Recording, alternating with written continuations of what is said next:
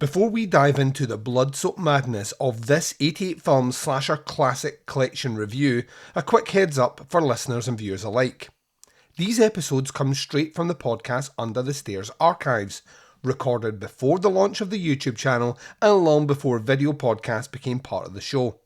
These reviews were originally crafted purely for audio. So if the production feels a little rougher around the edges or a little more stripped back than current episodes, that's because you're hearing the show in its earlier form, raw, passionate, and let's be honest, a little waffly at times. Whether you're revisiting these reviews or discovering them for the first time, please sit back and relax and enjoy this trip through the golden age of mass killers, inventive gore, and VH era nightmares.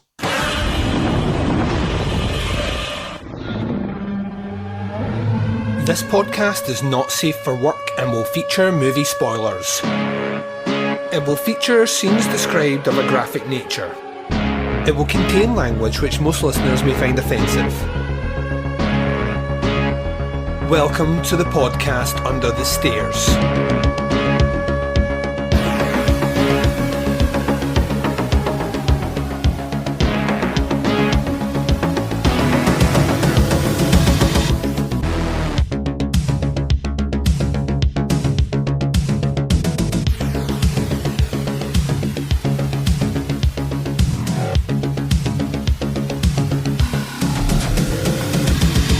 Hi everyone and welcome to the podcast Under the Stairs. This is our 88 films slasher classic series of reviews. Today we'll be looking at disc number 5, a little movie called Slaughterhouse. I'm your host Duncan. Welcome to the show. That's right, we're on disc 5 already, which means we are 10 weeks into this. Surprisingly, still going strong? ? This series has delivered a fair amount of duds in my opinion thus far. Now, I'm going to be upfront and honest. I did say at the start, this is my weakness here. Slasher movies, not one that I am seriously au fait with. I know most of the classics, and I know some of the slightly lesser known titles, but there is a whole hell of a lot of movies I've never seen before, and Slaughterhouse was on that list, so I've checked it out for this episode. The review will be coming after the first break. Now, this is your third and final episode for the week. Yeah, we toned it back, didn't we? We managed to keep it to 3 episodes. I feel good about that. I also feel good in saying that next week is gonna pick up business, and about to pick up, you know what I'm saying? We are about to throw a whole hell of a lot of content coming your way next week. Starting off tomorrow when we drop Andy Loves Art House episode number 5, looking at Gaspar Noé's 2018 film Climax. That is one of my favourite reviews that I did with Andy Blockley since we have started podcasting together, so I'm looking forward to you guys checking it out. That will drop on Monday. On Thursday you will get a bonus installment of the podcast Under the Stairs. Then on Saturday you will get a bonus review of The Prodigy, the brand new horror movie made its way to the UK just over the weekend there, so you'll get a little review of that one as well. And then swinging into Sunday is the 88 Films Italian Collection series, and that's what we'll be doing on there with the next movie in there. A little bit more giallo, we're going to be looking at Amok. Really looking forward to that one. That one is a bona fide classic? ? We'll find out. We will find out.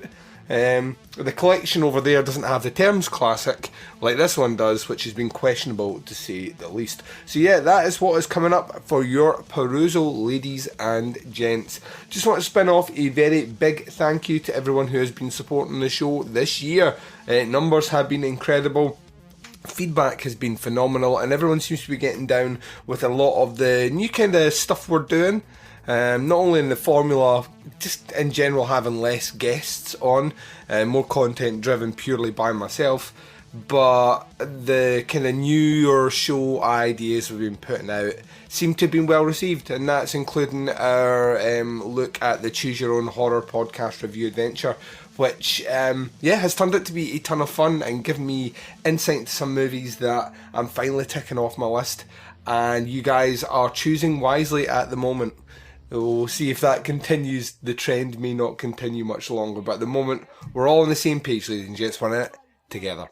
So I'm going to take a very short break just now. You're going to hear promos for shows that I love. You're going to hear the trailer for this number 5 of the Slasher Classic series. This one is Slaughterhouse. I'm going to be back to discuss that movie and a whole hell of a lot more right after this. Hey, Andrew. Hey, Maddie. Do you like horror movies? I sure do. Well, did you know that most horror movies are inspired by real-life horror? Really? Like what? Well, take The Shining, for instance. That's based on Stephen King's real-life addictions, or The Purge, which could be our country any minute now. Oh, and The Strangers, which is based on a real-life murder. People should be talking about these things. Hey, guys. Oh, hey, Producer Michael. Hi. Well, I hate to break it to you, but somebody already is. It's you! That's right! We are Friday the 13th, the podcast where we talk about horror in real life and horror in media, all from an LGBTQ perspective. Because we gay, y'all. We are proud members of the Legion Podcast Network, and we can be found on iTunes, SoundCloud, Stitcher, or wherever your favorite podcasts are found. And follow us on Facebook, Twitter, and Instagram. Come along with us on this crazy journey, and as always, Get slayed!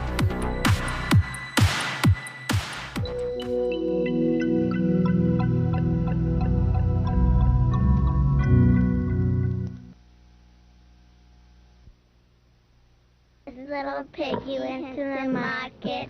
This little piggy stayed home. This little piggy has roast beef. This little piggy had none. This little pig ran wee, wee, wee all the way home.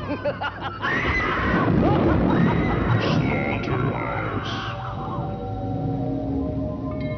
Meet the biggest porker of them all, my boy, Buddy. Buddy's not just another pretty face. Some say he reeks of class.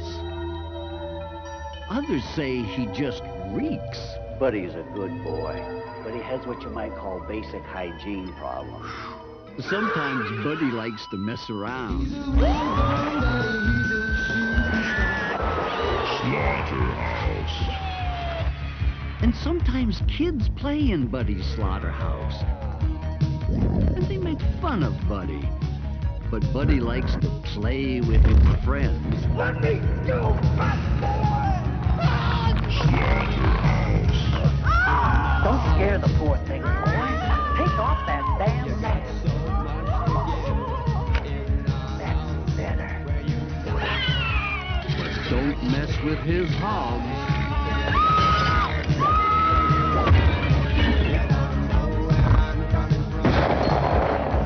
360 pounds of flavor mania.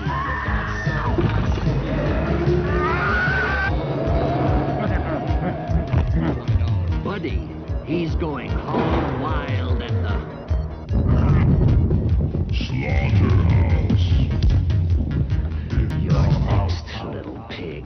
And welcome back. So you've just heard the trailer for Slaughterhouse from 1987. This is disc number 5 in the 88 Films Slasher Classic series. The blurb on their website says, if you love the Texas Chainsaw Massacre and The Hills Have Eyes, then you're sure to pig out with the sickle shocks of 80s fright favourite Slaughterhouse. This corpse-ridden classic introduced one of the screen's most memorable madmen in Buddy, a cleaver-wielding backwoods baddie who, along with his father Lester, doesn't take kindly to trespassers. Buddy was brought up killing and packing meat, but now his rage turns to teens and the market capitalists that seek to buy out his dad's property. The end result is a tongue-in-cheek terror totem that returns from the VHS vaults to Blu-ray in this great new HD master scan from the original negative by director Rick Rosler.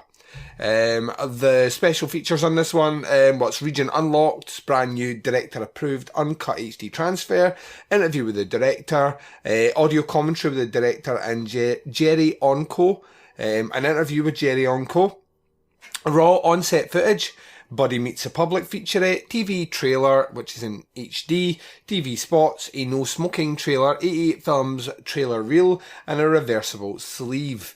The technical specs, well, it's an HD 1080p, and audio is DTS HDMI Stereo 2.0. The movie is about an hour and 25 minutes long. Right, so that's got all that out of the way. Yeah, this is going to be a short review, ladies and gents. I have finished the movie about half an hour ago, so I can probably just swing into my thoughts on it. And don't get me wrong, it seems like when I set that up, there's going to be a torrent of negativity coming this movie's way, and truth be told, that's not the case. Didn't actually hate this one at all. It does have issues, and I think it's less the issues with this movie and just more the issues with this genre and the time the movie came out more than anything else. But so yeah, like the blurb said, basically this movie is about a kind of a slaughterhouse for pigs. It's a traditional kind of building that's been there for years, employs a lot of people. Most of the people appear to be of the more kind of rednecky persuasion, which I think is a horrible stereotype that just seems to be perpetuated on, and you just have to accept that and go with it, or you're never going to get into these movies.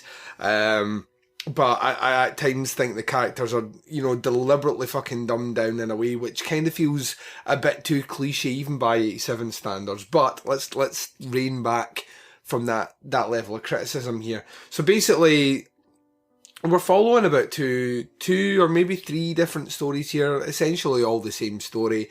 And there's this idea of the land itself, the pig slaughterhouse is going to be sold off. And we've got these teens in the area who are doing, like, let's see, these videos, filming kind of horror-inspired content for this big festival that's going to be happening about this time in the town. And what you get is Buddy, who is this very simplistic yet very fucking hulking character, has taken it into his own that maybe if he gets rid of the people that are kind of threatening to sell off the land, sell off the property, etc., the eviction, if he gets rid of these people, then what will happen is the property will retain where it is and he'll still have a job, etc., etc., etc. And he does this through various different methods of the skill set that he has, which is slaughtering pigs, or slaughtering livestock, so to speak. At first he seems to be doing this off himself, and then the owner of the kind of factory, who is also equally kind of rednecky, he kind of catches on. He devises a plan that if they, instead of killing just teens, which they probably shouldn't do because that's bad, if they just kill off the main people involved with it, the local sheriff, the property owner, this sort of idea, then this will save the day. And this is the set up for it. And they go on the rampage.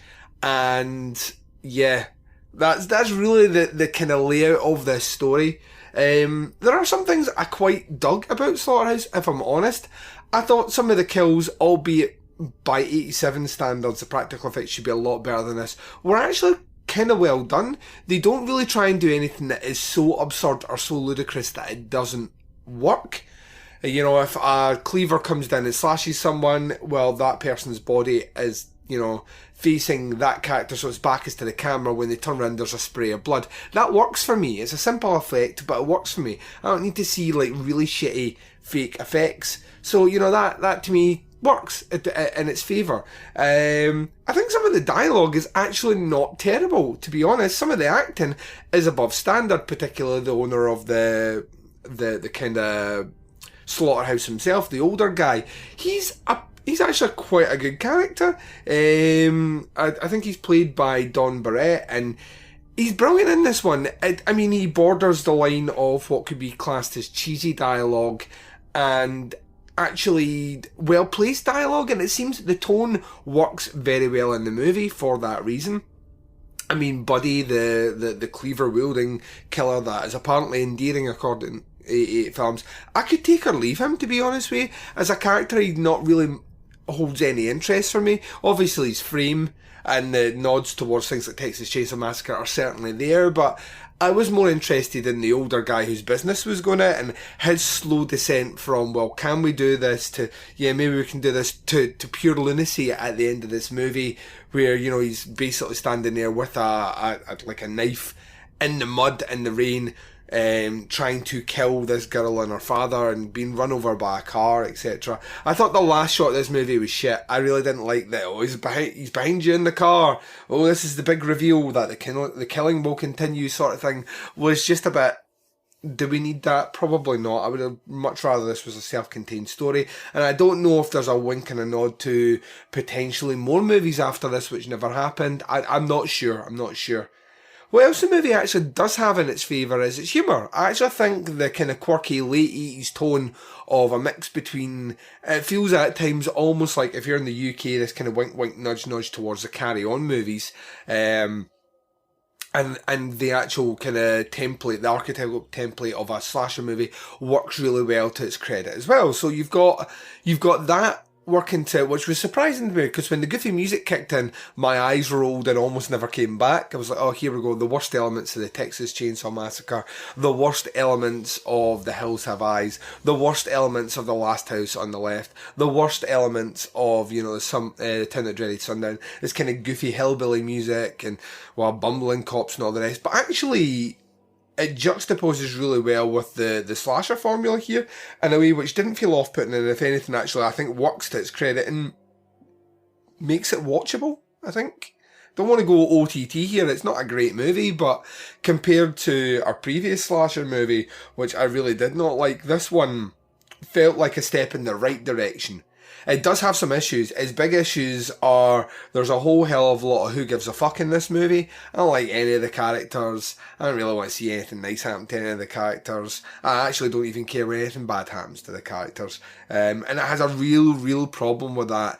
It is cookie cutter at times to the point of I totally know what's about to come out your mouth character.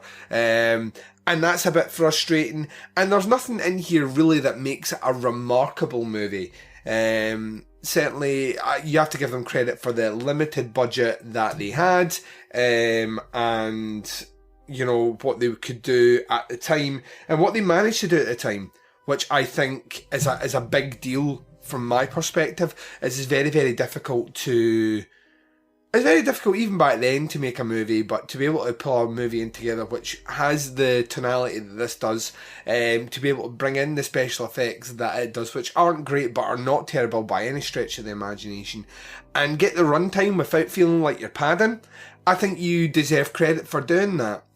But on the downside, I feel that where some characters are brilliant in this one, all the teenage characters, which you usually follow in a slasher movie, we spend next to zero time with any of them, and as such don't care about any of them. And as a result, when we get our kind of quote-unquote final girl at the end, nothing feels merited, nothing feels justified, nothing feels earned in the movie. And I think that's an issue. I think that's a big issue.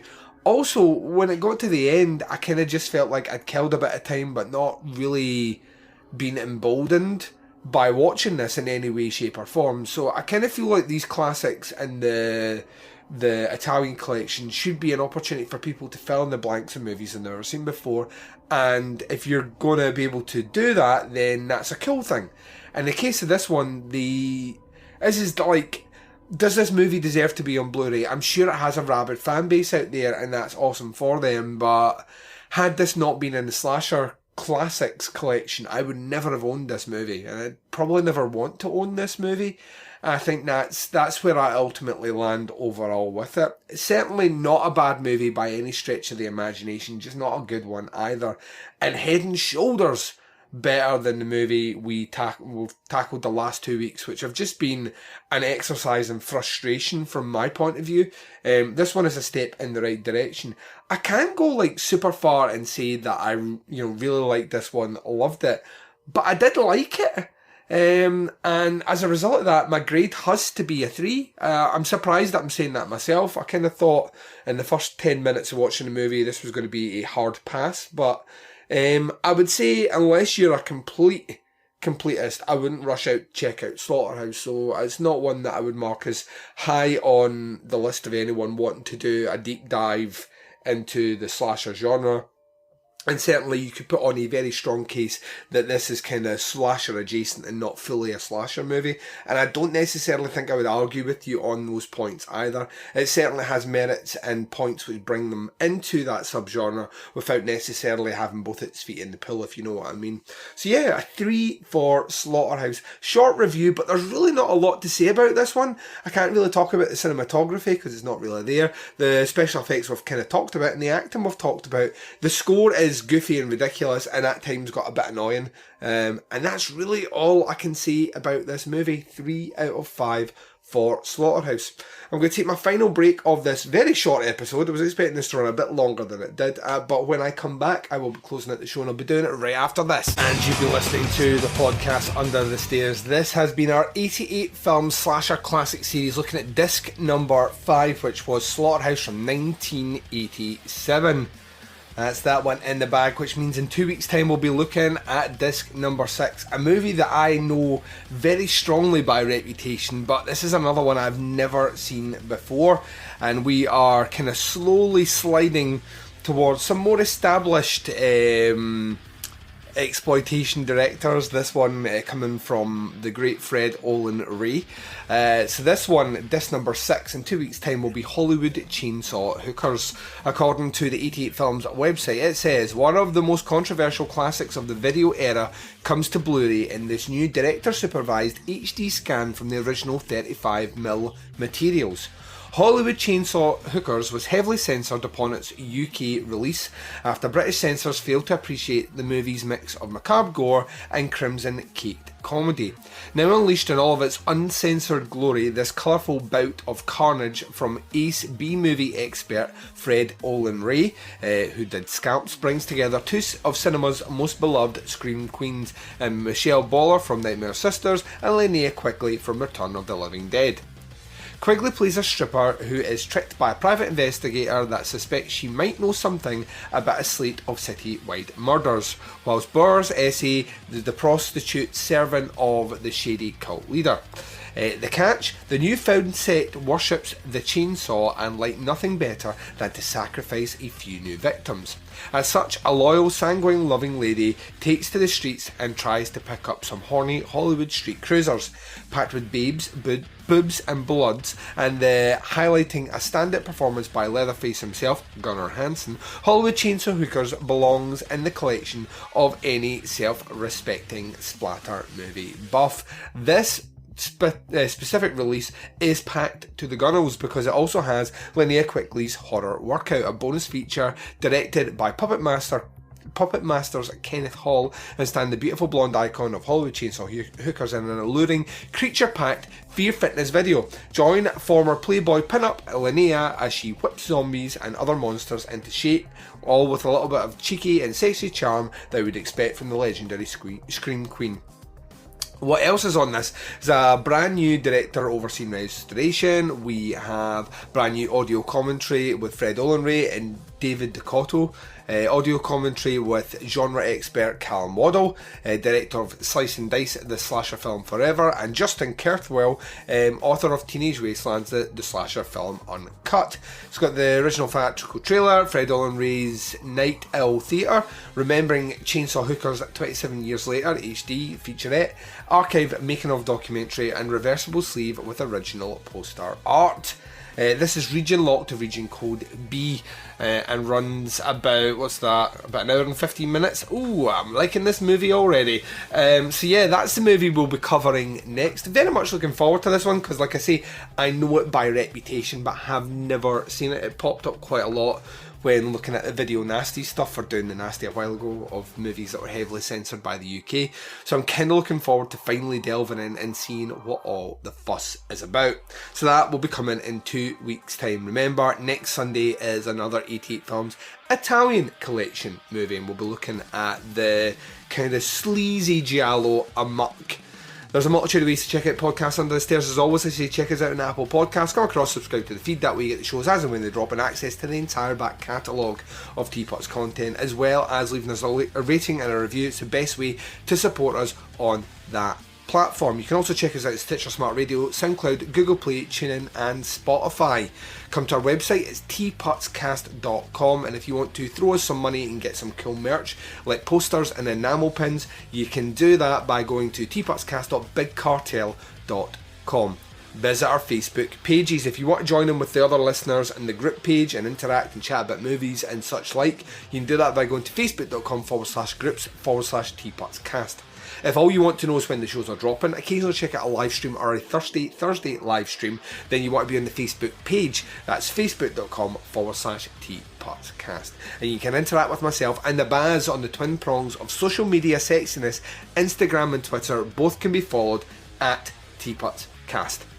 Thank you very much for checking out this show, ladies and gents. Feels good to round out another week of podcast content for you all, which leaves me nothing else left to say except please take care of yourselves wherever you are, whatever the time zone is and whatever you're up to in this big bad world of ours. This is Duncan McLeish broadcasting live from under the stairs, and I am signing off.